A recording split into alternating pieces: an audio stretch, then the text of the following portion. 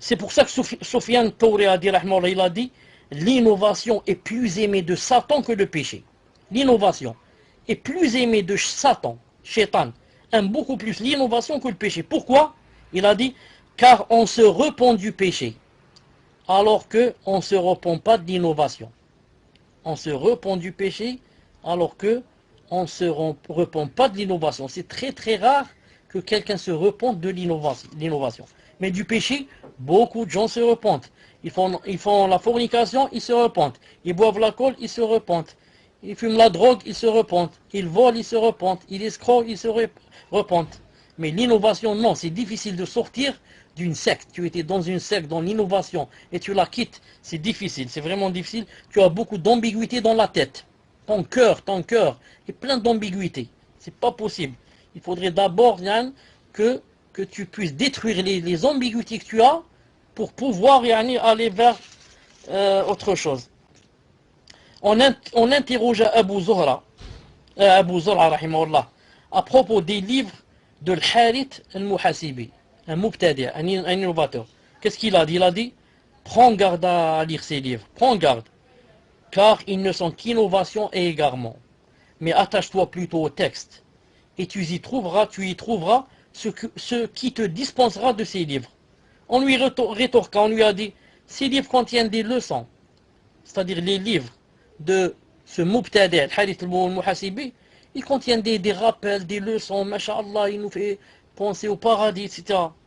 Qu'est-ce qu'il a répondu le savant? Il a dit, celui qui ne tire pas de leçon du livre d'Allah ne tirera alors aucune leçon de ces livres. Naam. Toi, le Coran, tu le lis, naam, et tu ne prends ni rappel ni leçon. Il ne fait rien bouger en toi. Tu es une statue. Naam. Et tu vas lire maintenant les livres de celui-là, il va faire un effet sur toi. C'est impossible. Ibn al-Mubarak a dit, prends garde, attention au fait de t'asseoir avec un adepte de l'innovation. Attention à ce que tu t'assois avec un adepte de l'innovation. Al-Asim al-Ahwal rapporte, je me suis assis avec Qatada, un grand savant des Tabi'in, qui mentionna Amr ibn Ubayd, un mubtadi', et le critiqua et l'insulta.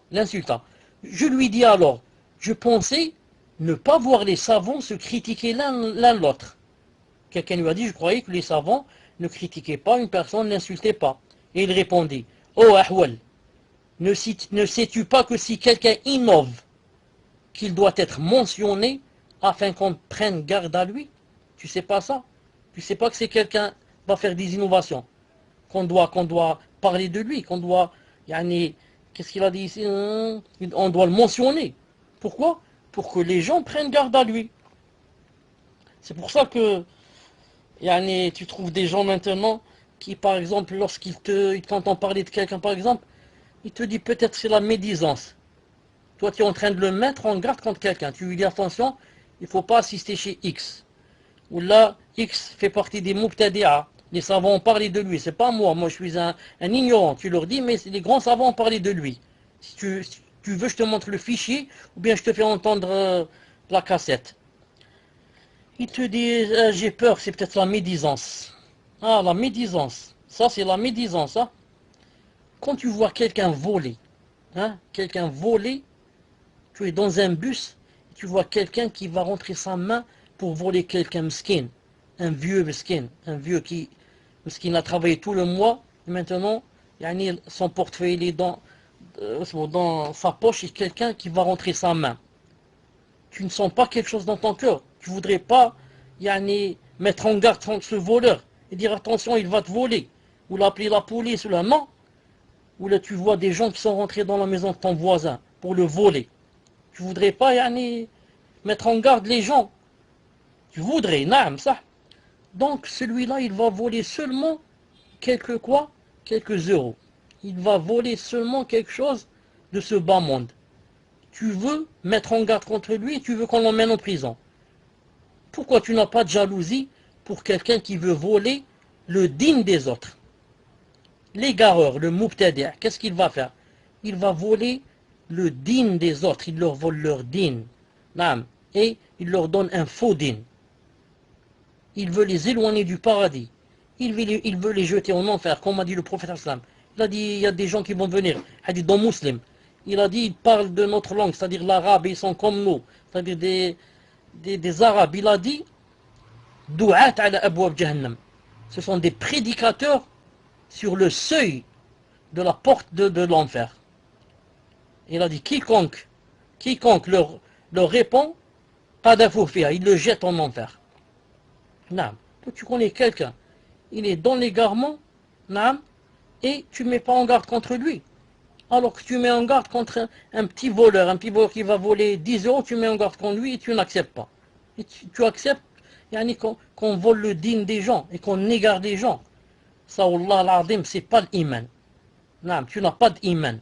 Si tu ne mets pas en garde contre les gens que les savants, dont les savants ont mis en garde contre eux, ça veut dire que tu as volé la amana. Les savants t'ont laissé une amana de mettre en garde contre telle personne à cause de son égarement, et toi, tu ne mets pas en garde. Ça veut dire toi, tu as volé le dépôt, tu as volé la amana. Tu n'as pas fait la nasiha. La nasiha, Allah Ta'ala, son livre aux messagers et aux gens de la masse, comme a dit le prophète. D'ailleurs, c'est pas loin, c'est cela. Je ne savais pas que c'était ici. Écoutez ce qu'il dit ici. Al-Fudayl ibn Ayyad dit, celui qui est consulté, écoutez, celui qui est consulté et qui renvoie vers un innovateur aura trompé l'islam. Quand quelqu'un vient te consulter sur quelque chose là, tu lui dis, va lire le livre de X, ou là, va téléphoner à Y, alors qu'Y c'est un innovateur. Qu'est-ce que tu as fait? Tu as trompé l'islam. Allahu Akbar. Tu as trompé l'islam. Subhanallah al-Azim. Al-Hassan Basri a dit, on ne commet pas de médisance envers un adepte de l'innovation.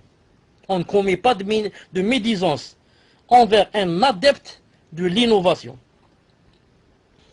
Nous étions chez Ibn Mubarak, rahimahullah, lorsque vint un homme auquel il dit, écoutez ce qu'il lui a dit, il lui a dit, c'est bien toi le Jahmite? C'est bien toi l'innovateur, le Jahmite, qui suit Jahm ibn Safwan? Il a dit oui. Alors il lui a dit, lorsque tu sortiras de chez moi, n'y reviens plus jamais, barakallahu fik. Lorsque tu sors de chez moi, ne reviens plus jamais. L'autre lui a répondu, mais je me suis repenti, khlas, je suis plus Jahmite, je suis dans la sunna. Il lui a répondu l'autre, non, n'y reviens pas, tant que tu ne montreras pas de ton repentir ce qui apparaissait de ton innovation. Non, pour moi, tu es toujours Jahmite. Je t'accepte plus chez moi jusqu'à ce que tu montres aux gens ton repentir, exactement comme tu montrais autrefois ton innovation. C'est pas quand tu faisais l'innovation devant tout le monde. Maintenant tu t'es repenti en cachette. Non, tu es repenti. Tu fais partie de la sunna, des gens de la sunna. Alors, tu parles devant tout le monde. Si tu as écrit autrefois, tu as écrit des livres contre la sunna, tu dois retirer tous les livres qui se vendent. Tu les retires, tu les achètes. Et pire que cela, mieux que cela, tu dois écrire d'autres livres dans lesquels tu vas dire quoi? Je me désavoue de tout ce que j'ai dit. J'étais dans le faux. Je me suis trompé. Voilà la vérité, voilà. Sinon, Allah subhanahu wa ta'ala n'accepte pas. Il a dit dans le Coran, il a dit wa bayyanu. Il a dit, et ils ont montré dans la condition de le repentir. Ils ont fait un tauba, ils ont montré et corrigé, dans le sens de corriger. Saïd ibn Jubayr, rahimahullah, a dit, je préfère que mon fils fréquente un pervers des adeptes de la sunna plutôt qu'un adorateur innovateur. Je préfère que mon fils fréquente quelqu'un qui est pervers mais qui fait partie de la sunna, les gens de la sunna. Dans les gens de la sunna, il y a des pervers, il y a ceux qui boivent l'alcool, il y a ceux qui volent, mais les gens de la sunna.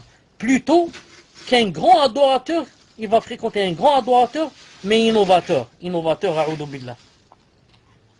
Muammar, rahimahullah, rapporte, Muslim, vous m'entendez? Muammar rapporte. Naam.